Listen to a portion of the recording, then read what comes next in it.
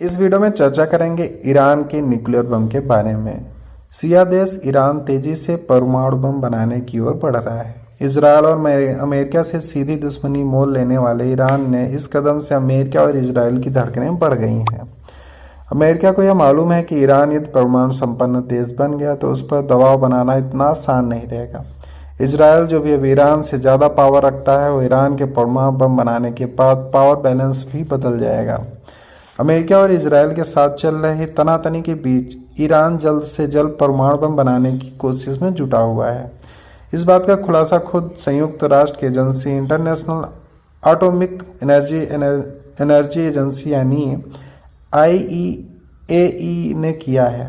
IAEA स्पष्ट किया है कि ईरान में न्यूक्लियर बम बनाने लायक यूरेनियम का जखीरा 50% बढ़ा दिया गया है।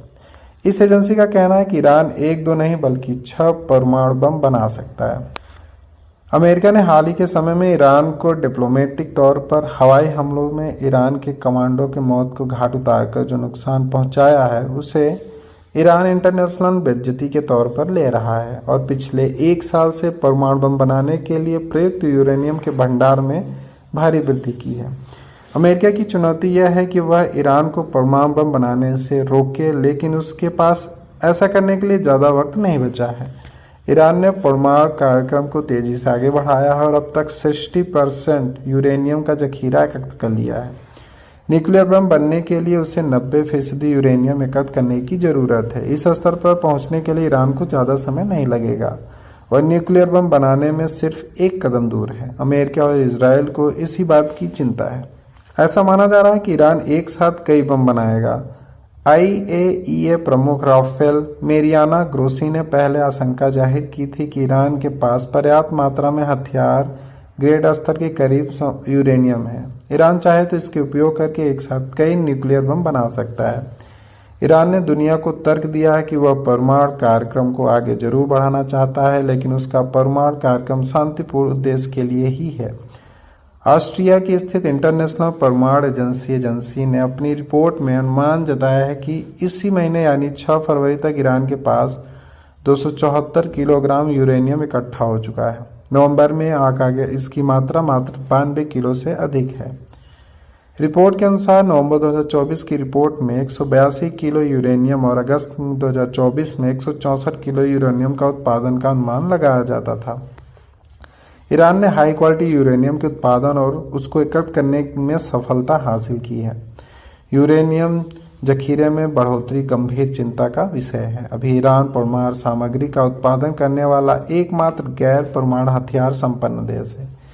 इसलिए यह चिंता और बढ़ जाती है कि परमाणु बम जल्द बना लेगा।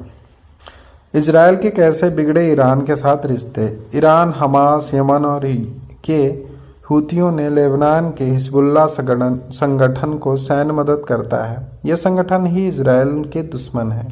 इस कारण ईरान और इसराइल की सीधी दुश्मनी हो गई। 1990 के बाद इसराइल और ईरान के संबंध बिगड़ने की ओर खास तौर पर शुरुआत हुई, क्योंकि ईरान तभी से हिजबुल्लाह और हमास के साथ अपने संबंध को अच्छा बनाने पर जोर देता रहा। 2005 के महमूद अहमदीनेजाद ने राष्ट्रपति बनने के बाद इसराइल के खिलाफ लगातार बयानबाजी की, जिससे ईरान और इसराइल के रिश्ते खटास आ गए। इसके बाद ईरान ने इसराइल के खिलाफ 2006 में जंग में हिजबुल्लाह और 2008 में हमास का साथ दिया। इस घटना से दोनों देशों के बीच और बढ़ गई।